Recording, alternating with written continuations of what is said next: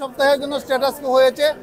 আগামী 7-8 তারিখে আবার এই মামলাটা কজ লিস্টে আসবে এবং এই স্ট্যাটাস কো আদেশ দেওয়ার পর আদালত আরও 2টা নির্দেশনা দিয়েছেন, তিনটা নির্দেশনা দিয়েছেন। একটা হচ্ছে স্টুডেন্টদেরকে, আন্দোলনকারী ছাত্রছাত্রী যারা রয়েছে তাদেরকে ক্লাসে ফিরে যাওয়ার জন্য বলেছেন এবং ভাইস চ্যান্সেলর মহোদয় যারা রয়েছেন তাদেরকে শান্তিপূর্ণ পরিবেশ বজায় রাখার জন্য বলেছেন। আর আন্দোলনকারী শিক্ষার্থীরা এইসিপি যখন হিয়ারিং হবে তারাও আইনজীবীর মাধ্যমে অংশগ্রহণ করতে পারবে। আপনারা জানেন যে এই কোটা সংক্রান্ত বিষয়ে 2018 সালে একটি হাই পাওয়ার তদন্ত কমিটি করা হয়েছিল। হাই পাওয়ার তদন্ত কমিটির মাধ্যমে 2018 সালে কোটা পদ্ধতি বাতিল করা হয়েছিল এবং সেই কোটা পদ্ধতি বাতিলের বিরুদ্ধে মুক্তিযোদ্ধার যারা সন্তান ছিলেন তারা এসে এই মামলাটা রিট পিটিশন দায়ের করেছিলেন। তাদের কথা ছিল, সাবমিশন ছিল যে কোটা পদ্ধতি বাতিল করাটা বেআইনি ছিল এবং হাইকোর্ট ডিভিশন এই রোলটা অ্যাবসলিউট করে মুক্তিযোদ্ধার সন্তানদের পক্ষে এবং কোটা পদ্ধতির পক্ষে রায় দিয়েছে। সেই রায়ের বিরুদ্ধে সরকার পক্ষ বাংলাদেশের মাননীয় অ্যাটর্নি জেনারেল আপিল দায়ের করেছিলেন।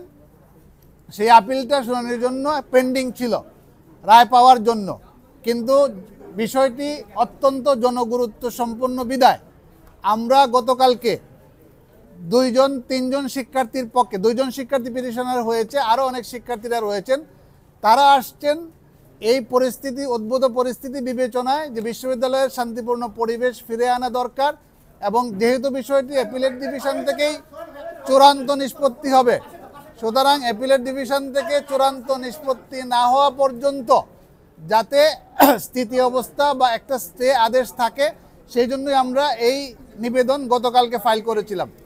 মাননীয় জাজ ইন চেম্বার গতকালকে আজকে এই ম্যাটারটাকে ফুল কোর্টে ফিক্স করে দিয়েছেন।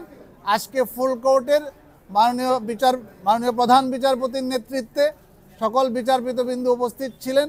ওনারা সন্তুষ্ট হয়ে, আমরা খুব বেশি সাবমিশন দিতে হয়নি রাখি না, এই জন্য যেহেতু এটা পলিসি ম্যাটার, যেহেতু একটা সরকারের সার্কুলারকে হাইকোর্ট ডিভিশন থেকে স্টে করা হয়েছে, আইনগত এবং নীতিগতভাবে এই আদেশটা স্টে বা স্ট্যাটাস কো থাকে, এটাই হচ্ছে আমাদের এখনকার পর্যন্ত কনভেনশন অফ ল।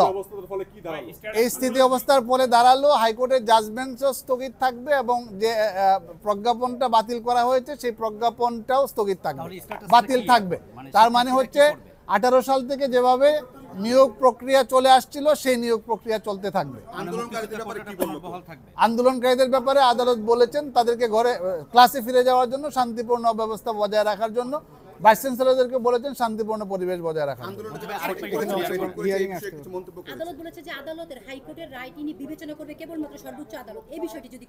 এটা তো সবাই আপনারা জানেন, আপনারা যেহেতু সুপ্রিম কোর্ট বিট করেন, সকল সাংবাদিক বন্ধুরা জানেন যে হাইকোর্ট ডিভিশনের যে কোনো রায়ের বিরুদ্ধে অ্যাপিলেট ডিভিশনে যাওয়ার অধিকার সবারই রয়েছে এবং যারা এই মামলার পক্ষে রায় পেয়েছেন তাদেরকেও কিন্তু চূড়ান্ত ফয়সালা অ্যাপিলেট ডিভিশন থেকেই নিতে হবে। অ্যাপিলেট ডিভিশনের আরও একটা ক্ষমতা আছে, সেটা হচ্ছে হাইকোর্ট ডিভিশনের রায় হয় বাতিল করতে পারবেন অথবা চূড়ান্ত বহাল রাখতে পারবেন এবং 104 ধারা অনুযায়ী মাননীয় প্রধান বিচারপতি এটিও বলেছেন যে ওনারা কিন্তু এটাকে সংশোধন করে একটা সংস্কারমূলক নির্দেশনা দিতে পারবেন অথবা আরও হাই পাওয়ার কমিটি গঠন, যে কোনোভাবে অ্যাপিলেট ডিভিশন নির্দেশনা দিতে পারবেন এবং বিষয়টি যেহেতু আদালতে আসছে, এখন আদালতের সিদ্ধান্তই চূড়ান্ত সিদ্ধান্ত হবে। আমাদের কথা হচ্ছে যারা আন্দোলন করছেন এবং যারা মুক্তিযোদ্ধাদের সন্তান যারা রয়েছেন, রিট পিটিশন ফাইল করেছিলেন, সবার প্রতি বিনীত অনুরোধ হচ্ছে যে এইটা সবার স্বার্থে স্থিতি অবস্থা দেওয়া হয়েছে এবং মামলাটি যখন চূড়ান্ত সিদ্ধান্ত হবে, যে ফয়সালা আপিল বিভাগ দিবেন সেই ফয়সালা সবাইকে মেনে নিতে হবে।